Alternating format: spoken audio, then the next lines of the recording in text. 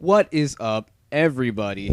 Random Random Man here, and I'm going to be reviewing the highly anticipated X-Men Days of Future Past, which stars Hugh Jackman, James McAvoy, Michael Fassbender, Jennifer Lawrence, Ian McKellen, Patrick Stewart, and a slew of other actors in this large ensemble cast, and is directed by Bryan Singer. Now, the plot is based on the comic book storyline of the same name and follows the Wolverine, played by Hugh Jackman, as he is sent to the past by the X-Men, played by the previously mentioned ensemble cast, in order to change history by stopping an event that would cause both the human and mutant races to be put at risk by the ruthless Sentinels. As with many, I had very high hopes for the seventh installment in the X-Men franchise, as I am a fan of this series and even watched all 6 of this previous entries in preparation for this one. And to quickly sum up my thoughts on those films, 2000's X-Men, while does look dated today visually, this is still an exciting entry into the franchise, and it helped recharge the movie superhero craze that we all love. 2003's X2, X-Men United, built upon the previous entry by having better action and a more engaging plot throughout. 2006's X-Men The Last Stand, while did have issues plot and pacing-wise, there was still great action and great acting here, and is still an entertaining movie. But on the other hand, 2009's X-Men Origins Wolverine, while did have 2 good action scenes and a stellar performance from Jackman, it was just overall meh. 2011's X-Men First Class was a welcome origin story for some of the other X-Men and is my favorite X-Men movie. And 2013's The Wolverine was a surprisingly fun flick with a stylish Japanese setting. Seeing how I overall thought this franchise was cool, even with its downs and ups, I just hoped for the best an X-Men movie could offer. How was it? Let's run down the whole thing. Casting and acting-wise, this stellar ensemble cast does a phenomenal job giving all of their characters time to shine as the various mutants are showcased here. Hugh Jackman is excellent as always as the Wolverine, and he never fails in dishing out tasteful humor while being a badass at the same time. James McAvoy and Patrick Stewart are excellent as both versions of Xavier, as McAvoy holds his own in tandem with Stewart's iconic role by acting like his character without impersonating Stewart. Likewise, Michael Fassbender and Ian McKellen are as outstanding as both versions as Magneto, and really drive the motivations of their character in both interpretations of one another. Jennifer Lawrence is stunning and versatile as Mystique, and was able to convincingly pull off her shape-shifting aesthetics with zero hassle.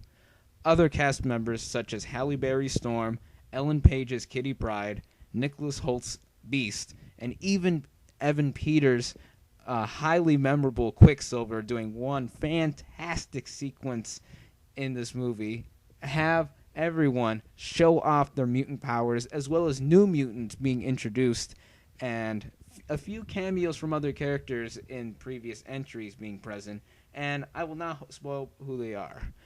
My only issue, which is more of a nitpick than anything else, with the characters is Peter Dinklage's Bolivar Trask, and it is not an issue with the actor's performance, as Dinklage is great in the role, and he is supposedly also outstanding in his Game of Thrones role.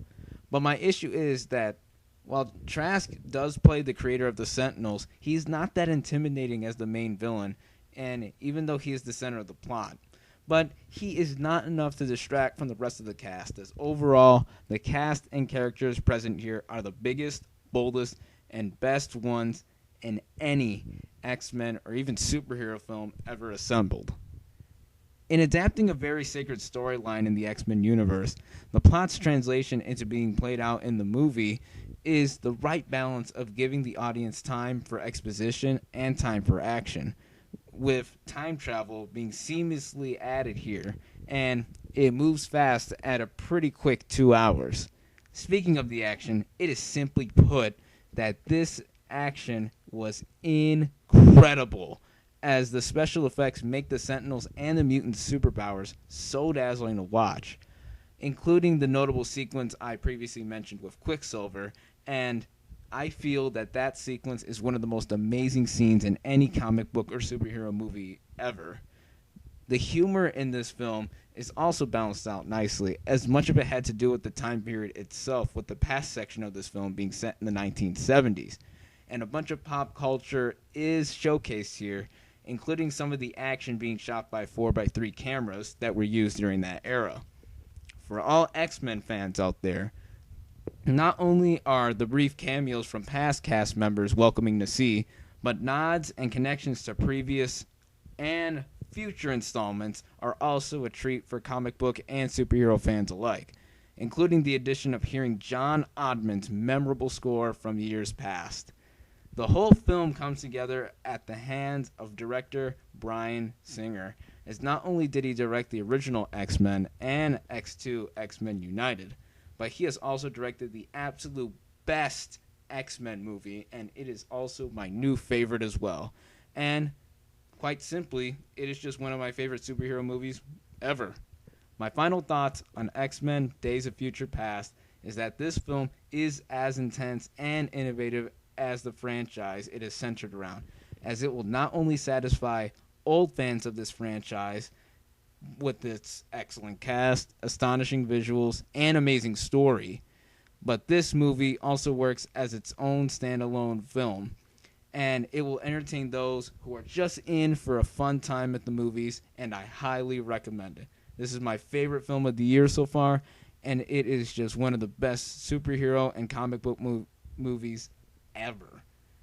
I'm still shaking over everything. You can tell from my voice.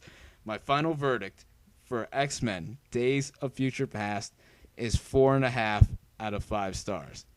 Thank you all for watching, and I'll catch you later on the next movie review.